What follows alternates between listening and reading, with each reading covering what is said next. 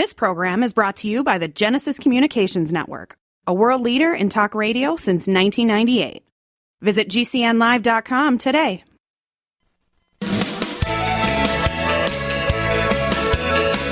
Welcome back to Home Talk USA with Michael King. Do you have questions about your next home improvement project or home repairs? Now you can chat with verified home repair and home improvement experts in just minutes. Get the help you need by visiting HomeTalkUSA.com. One of the best resources for home improvement information around today. Your best life begins with your best home, and there's no place like Home Talk. That's HomeTalkUSA.com. And now, back to Invent America from the #1 home improvement radio program in the country. Home Talk USA with your host, the Cajun contractor Michael King, and his co-host, the Inventor lady, Rita Crompton. Hi, everyone. Thanks so much for being with us today. If you would like to be on the radio with us, it is free. All I need you to do is go to Invent-America and fill out the form that says want to be on the show. So we do Invent America because America invents, and we have for centuries. And we do everything from new windmills to aerospace and concrete gadgets to little cool devices that make life easier. And Dana Chapman is our next guest, and she's got one of those makes life easier gadgets that everybody's going to want to get. So, Dana, thank you so much for being on with us. Well, thanks for having me. So tell our listeners, coffee carry-on. You know, most of America drinks something. It may not always be coffee, but it's going to be warm or in a cup that spills. So tell everybody, what is it that you've got? Okay, so I am a coffee lover, and I also love to travel. So a couple years ago, I was boarding an airplane, as you do when you travel, and I had a full cup of coffee, bougie type that you get from, before you board, because the coffee on flight is never good enough. So I go to sit down. I'm with a good friend of mine. We're coming back from a girls' weekend trip, and I'm just like, how is it there's no place for me to safely put this cup of coffee?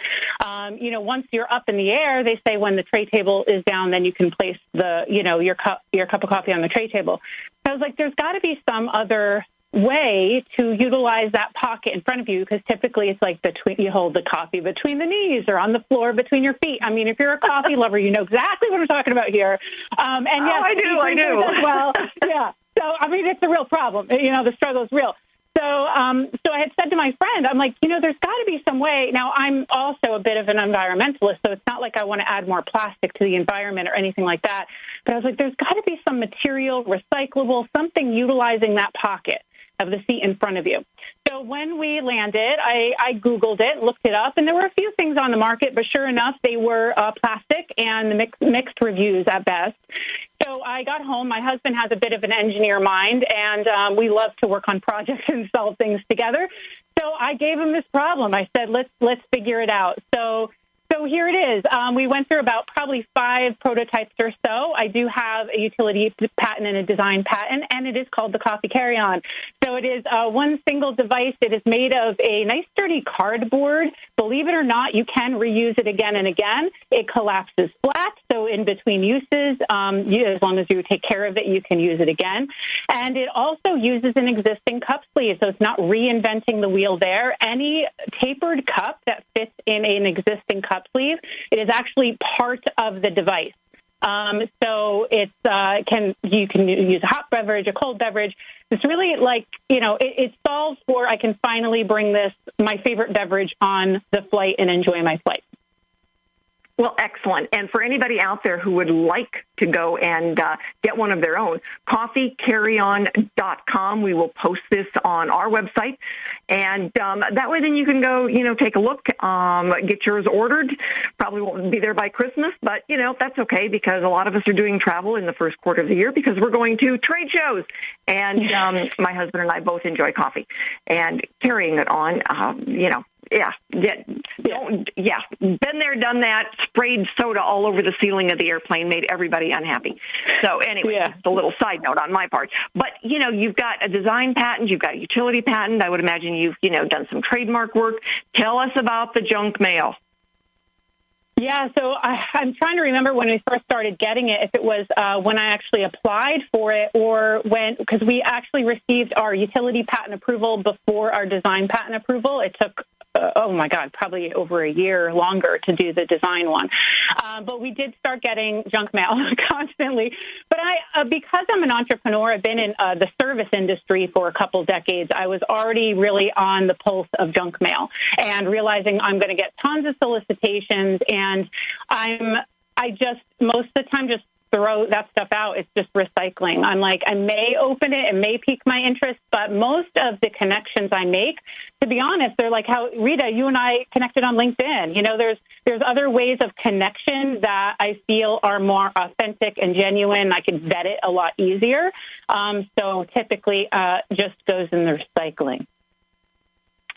So, and that's good advice for our inventors, because so much of that stuff that you receive, either via email, some phone calls, a lot of it's a snail mail, is just junk, and they're just trying to, get your adrenaline rush so you have a knee-jerk reaction.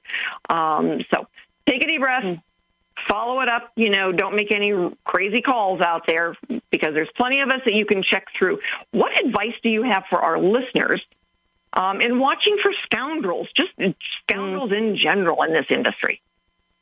I cannot emphasize enough how important it is to have a circle of people you trust around you so you can use them as a sounding board, so you're not making any rash, harsh decisions on your own. And that, over time, I have really strengthened my intuition muscle, and I am a bit of a skeptic, but I'm also cautious about, I don't want to miss an opportunity either. So, I'm sure, the other inventors out there can relate to that. And they're like, yeah, this could be an amazing opportunity, or it could be like, wow, does this sound too good to be true? And as my husband would say, does this pass the sniff test?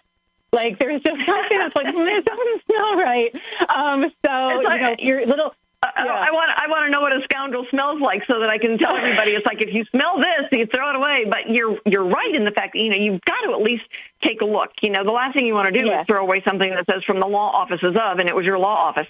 Right. And so, you do have to take the look. But, there are certainly ways that you can do the sniff test and make sure that it is something that is legitimate. And be careful. Be careful out there, everyone. And so it is so nice to meet you voice to voice as opposed to face to face. We did connect on LinkedIn. I am looking forward to talking to you several more times. Have a wonderful holiday, Dana. Everyone out there, we're going to go and pay a couple of bills. Stick with us. So we are going to wrap up the topic of junk mail and how you need to be careful out there. So stay with us, America, because we've got some more inventing to talk about.